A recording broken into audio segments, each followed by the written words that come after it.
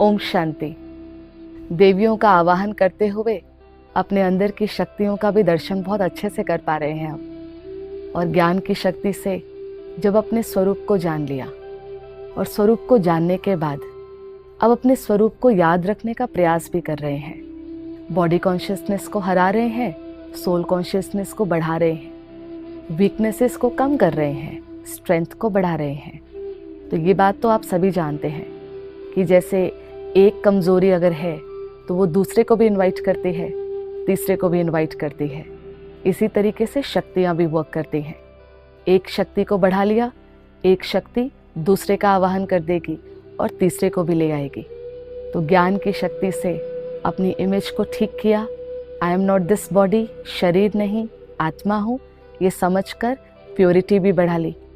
और प्योरिटी की शक्ति जब बढ़ने लग गई तो नेक्स्ट पावर एक्सेप्टेंस, स्वीकार करने की शक्ति, रिजेक्शन नहीं, एक्सेप्टेंस, हर एक को समान एक्सेप्ट कर लेने की शक्ति, ये भी हमारे अंदर आने लग जाएगी।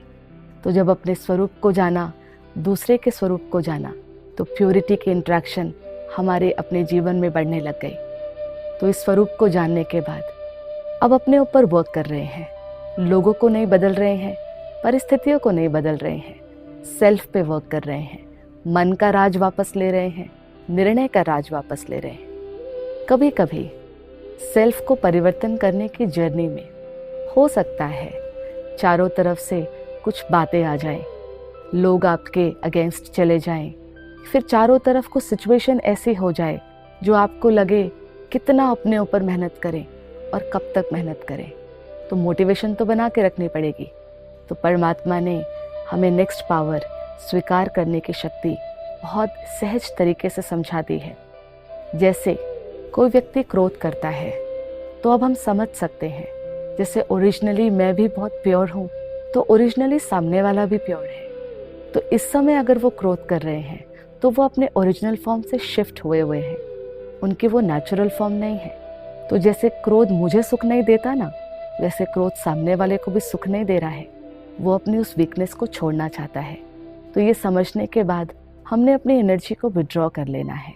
दे are not feeling right at this time, तो हमने अपनी एनर्जी को विड्रॉ कर लिया।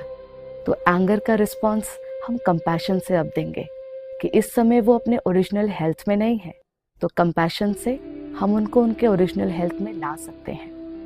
और कभी कभी इसका ऑपोजिट भी हो सकता है। आप अपनी सेल्फ मोटिवेशन, सेल्फ कंट्रोलिंग की जर्नी में हैं। कई बार किसी और को सक्सेस मिल गई जो हमें लगता है कि हमें मिलनी चाहिए थी। I was more eligible for this project, ऐसा हो सकता है। तो ऐसे टाइम पर क्या करना है? ऐसे टाइम पर अप्रिसिएशन कि उनको आज की सक्सेस जो मिली है वो प्रोडक्ट नहीं है, सिर्फ वो एक गुड जर्नी का, एक गुड कर्म का रिजल्ट उनके पास है। तो हम उस समय अपनी फीलिंग को भी देख सकते हैं। वी कैन चेक कि इस समय हमें थोड़ा लो तो नहीं फील हो रहा है कि उनको मिल गई, मुझे नहीं मिली। तो एक्सेप्टेंस वहाँ भी रखनी होगी कि सामने वाले को जो सक्सेस मिली है it's a product of good Karma. तो हम कर्म को अप्रिशिएट करें। जब कोई एंगर करता है कंपैशन रखें, और जब किसी को सक्सेस मिल रही है तो अप्रिसिएशन रखें। तो ये दोनों क्वालिटीज़ एक्सेप्टेंस हमारे अंदर बढ़ा देगी। तो परमात्मा ने हम सभी बच्चों को ये समझा दिया है कि हर एक के प्रति, चाहे कोई भी कैसा भी हो, मुझे अप्रिसिएशन और मुझे हर एक के लिए कंपैशन, ये दो क्वालिटीज़ को याद रखना है। तो दिस इज़ ओनली एक्सेप्टेंस। तो कुछ देर के लिए अपनी स्वीकारने की शक्ति को अनुभव करके इस क्षमता को बढ़ाएंगे। तो कुछ देर साइलेंस में बैठते हैं। Let's shift from outside to inside. अपने को देखेंगे।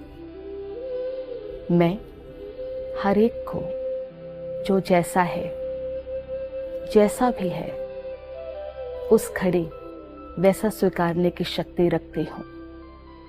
आई accept everybody as they are. हर एक की क्षमताओं को अप्रिशिएट करने की शक्ति, हर एक की कमजोरी को कंज्यूम नहीं, उनकी कमजोरी को उनको शक्ति देकर चेंज करने की शक्ति।